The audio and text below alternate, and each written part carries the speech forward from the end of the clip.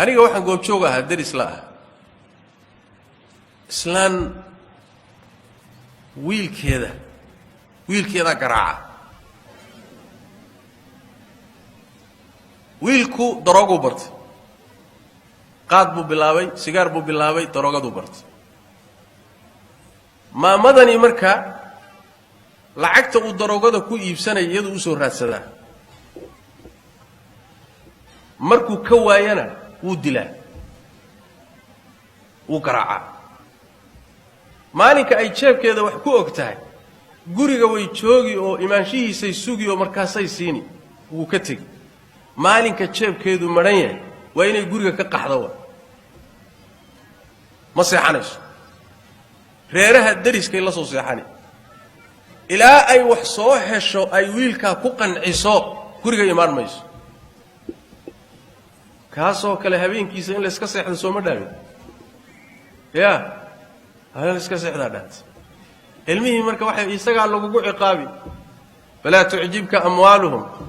walaa awlaaduhum inamaa yuriidu allahu an yucadibahum biha munaafiqiinta iyo gaalada markuu ilaahay ka hadlay wuxuu yidhi carruurtooda iyo xoolahooda inay ku cajabinin wuxuu ilaahay doonayaa in xoolahooda iyo carruurtooda lagu cadaabo adduunka intay joogaan aakharana ay naar ku galaan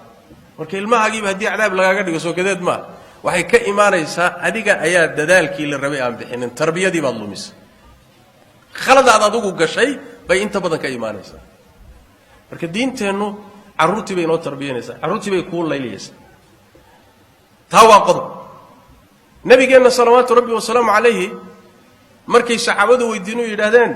rasuulka ilaahay ow cid aan ixsaan iyo wanaag u samaynay yaa ugu mudan hooyadaa buu yidhi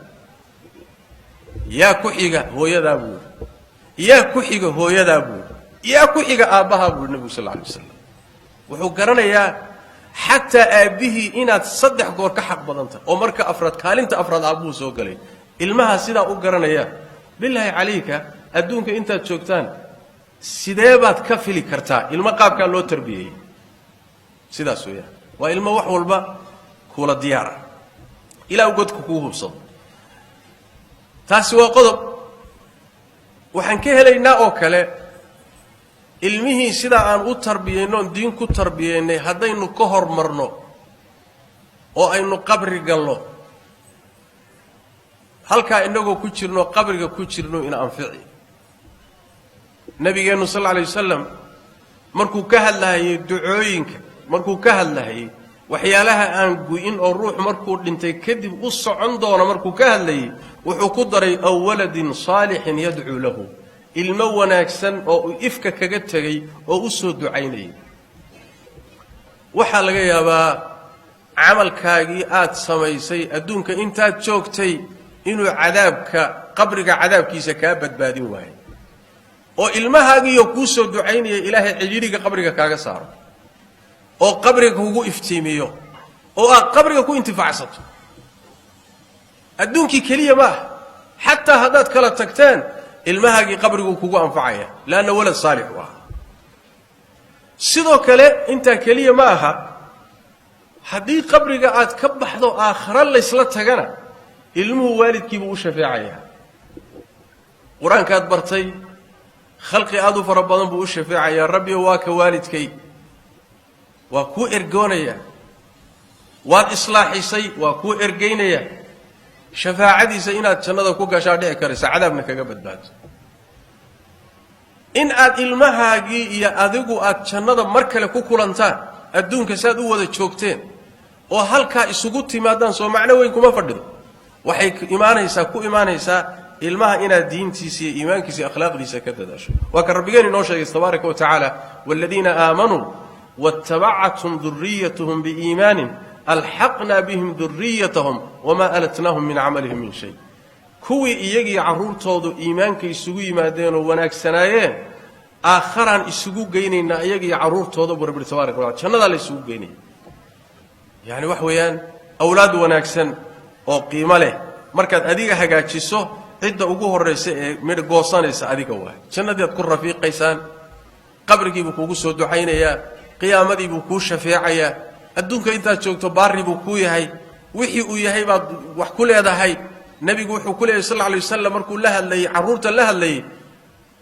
أنت ومالك لأبيك أبو نبي صلى الله عليه وسلم أديك يحولها جبا أباها بإذن الله هو يدرو وقصي حق جدا يا نمحوها يحوها دقة أباها حولها يجا وحمكولي ما قادن كرا ما كنت تصرفي كرا ورا حولها جايس كده أديك كلية بالوجود أديك حولها جبا أبا إذن الله سببت وحوي والد حقيسو ربي تبارك وتعالى القرآن الكريم كمركو كهلي حقي سمركو ضدك أشياء والدك حقي سودوردها وقضى ربك ألا تعبدوا إلا إياه وبالوالدين إحسانا اعبدوا الله ولا تشركوا به شيئا وبالوالدين إحسانا أن اشكر لي ولوالديك لبدا والد بعد بيا لحق ربي تبارك وتعالى حق لبدا والد بعد بيا دينتين ولا ليال وقالي markaad isgarab dhigtaan qaabka ilmaheena ay diinta noogu tarbiyeynayso iyo qaabka gaalada iyo reer galbeedku waalidkii caruurta ay u kala dilayaan shatana ma baynahuma ma bayna as-samaa'i wal ard ayagana waxay ku tarbiyeynayaan caruurta asagoo yaroo waalidkiisu gacanta ku hayo yaa waxa lagu tarbiyeynaya waalidka iska ilaali waalidka iska jir waalidka wuxuu ku yiraahdaa soo sheeg waalidka jaajuus ku noqo نمبر هدو كو غارسيو سو شيغ حاجتين ير هدي كو غادho waalidka soo dacway numberka qaado soo wac iskuulka markuu tago waxa la leeyahay yaa sidan ku yeelay waalidkaas ayuu kula hadlaa ma lagu garaaca waalidkii iyo ilmihiisii ba cadaawad la dhexdhigay waa la isku dirayaa isagoo yar baa la isku diraya ilmihii wuxuu noqonayaa ajnabi jaajuus ah oo guriga jooga oo waalidkiiba ka horjeedaba saasa lagu barbaarinaya waa la korinaya markuu weynaadana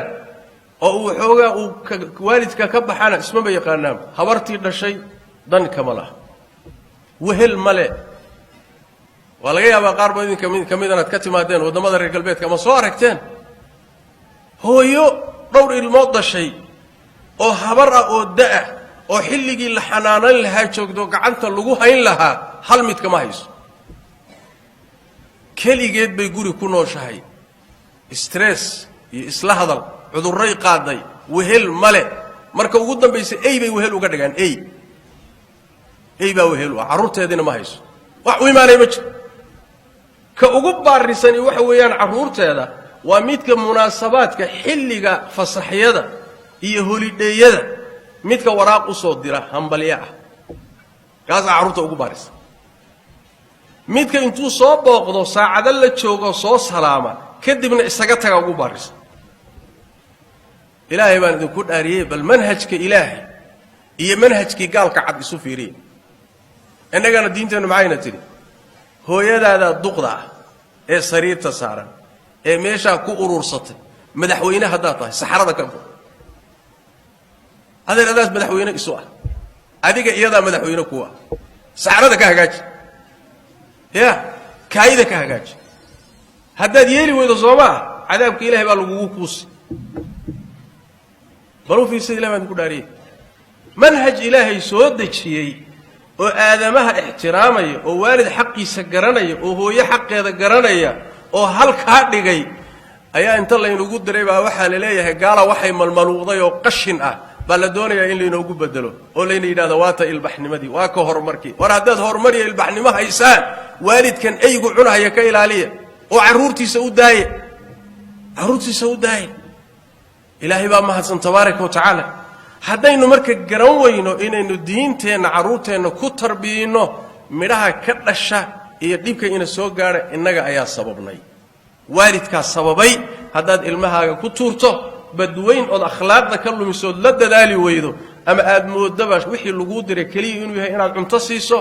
عبيتان سيسو هوي قد يعريسو كدي من اسكول قيسة بس اسكول قيسو جامعة ما على كسارتو وحاسي معنوي معنوي كما فرد والدنيا ومباحات ويسكب النانتا لكن قد يدي مهم كي الراس مالك وحوي عرورته إن إله هودنا لو حرو لا تربيه أخرده الله إصلاحيه أخلاق الله إصلاحيه دين تلبره لا تربيه مبدأ هذه كانوا كو أنفعي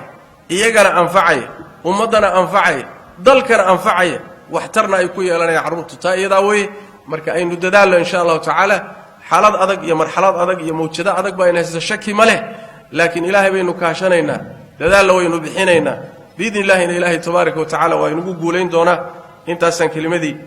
kaga baxaya wabillahi tawfiiq sallallahu alayhi wa sallam wa baraka ala nabiyyina muhammad wa ala alihi wa sahbihi wa sallam